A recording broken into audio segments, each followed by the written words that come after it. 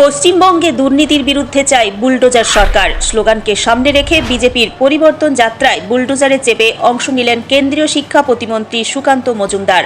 সোমবার সন্ধ্যায় বাঁকুড়া জেলার রানীবাঁধ বিধানসভার খাতড়ার সুপুরে ওই কর্মসূচি হয়। এদিন সুকান্ত মজুমদারের নেতৃত্বে বিজেপির কর্মী সমর্থকেরা পরিবর্তন যাত্রা নিয়ে সুপুরে পৌঁছান। সেখানে আগে থেকেই একটি বুলডোজার রাখা ছিল। সুপুরে পৌঁছে গাড়ি থেকে নেমে ওই বুলডোজারে চড়েন সুকান্ত মজুমদার ও দলের জেলা ও স্থানীয় নেতৃত্ব। ওই বুলডোজার চেপে শোভাযাত্রা করে সভামঞ্চ পর্যন্ত যান কেন্দ্রীয় প্রতিমন্ত্রী। এরপর শুরু হয় পরিবর্তন যাত্রার জনসভা। সভামঞ্চে বক্তব্য রাখতে গিয়ে সুকান্ত মজুমদার বলেন, আমাদের কার্যকর্তারা বুলডোজারে চড়িয়ে আমাকে এখানে নিয়ে এসেছেন। আমি আশ্বাস দিচ্ছি, ভারতীয় জনতা পার্টির সরকার তৈরি হওয়ার পর যারা মেয়েদের সঙ্গে খারাপ ব্যবহার করবে বা তাদের অসম্মান করবে তাদের বাড়িতে বুলডোজার চলবে। পরে সাংবাদিকদের মুখোমুখি হয়ে তিনি বলেন, রাজ্যের মানুষ এখন বুলডোজার সরকার চাইছেন, তবে বুলডোজার সরকারের অর্থ এই নয় যে সবসময় বুলডোজার চালানো হবে। তার কথায় এর অর্থ হলো এমন একটি সরকার যা অপরাধীদের বিরুদ্ধে আইন মেনে কঠোর ও প্রয়োজনীয় পদক্ষেপ নেবে। তবে এই বুলডোজার রাজনীতি নিয়ে কটাক্ষ করেছে শাসক দল। তৃণমূলের খাতড়া ব্লক তৃণমূল সভাপতি তরুণ পাত্রের দাবি, নারীদের সম্মান নিয়ে বিজেপির কথা বলার কোনো অধিকার নেই। তার দাবি, বাংলার মানুষ ইতিমধ্যেই সিদ্ধান্ত নিয়েছে 2026 সালেও মমতা বন্দ্যোপাধ্যায়ের নেতৃত্বেই রাজ্যে সরকার গড়বে। আমাদের কার্যকর্তারা বুলডোজারে চড়িয়ে আমাকে নিয়ে এলো।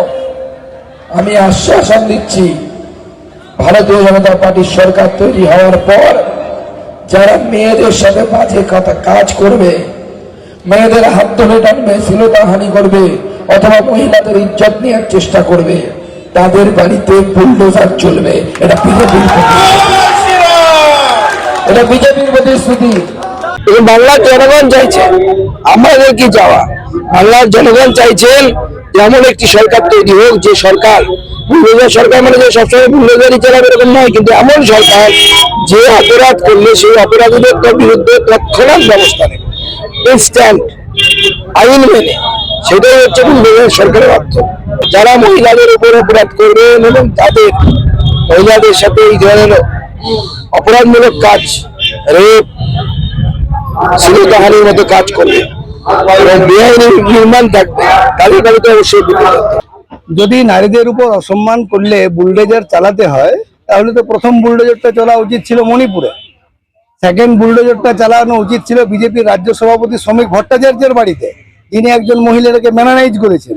তৃতীয় বুলডোজারটা চালানো উচিত ছিল দিলীপ ঘোষের বাড়িতে, যার সোশ্যাল মিডিয়ায় ভিডিও ভাইরাল হয়েছে।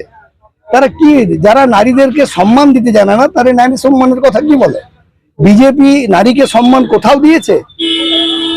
আজকে বিজেপির মুখে নারীদের সম্মান আমাদেরকে শুনতে হবে যে মমতা বন্দ্যোপাধ্যায় নারীদের জন্য পশ্চিমবাংলায় পঞ্চায়েতে 50% আসন সংরক্ষণ করেছেন, নারী সশক্তিকরণের জন্য কন্যাশ্রী, নারী সশক্তিকরণের জন্য রূপশ্রী, নারী সশক্তিকরণের জন্য লক্ষ্মীর ভান্ডার, এত একাধিক প্রকল্প নিয়ে বাংলার মা বোনেদেরকে নিশ্চিদ্র নিরাপত্তা দিচ্ছেন। সেই জায়গায় পরিবর্তন করে বিজেপির সরকারকে নিয়ে লাভ কি হবে? ওনারা বুলডোজার দেখিয়ে বলে গেলেন এটাই যে বুলডোজার আমরা এই জন্য এনেছি যে আগামী দিন এখানে বিজেপির সরকার প্রতিষ্ঠিত হলে, যেমন ওরা দিল্লিতে RSS এর পার্কিং লট করার জন্য 1500 বছরের পুরানো মন্দির ভেঙেছেন হিন্দুদের, সেই মন্দির ভাঙবেন। যেমন অযোধ্যায় আদানির রাস্তা তৈরি করার জন্য 150 পুরানো মন্দির ভেঙেছেন, সেই মন্দির ভাঙবেন। বাংলার মানুষ 26-এ সঠিক জবাব দেবে।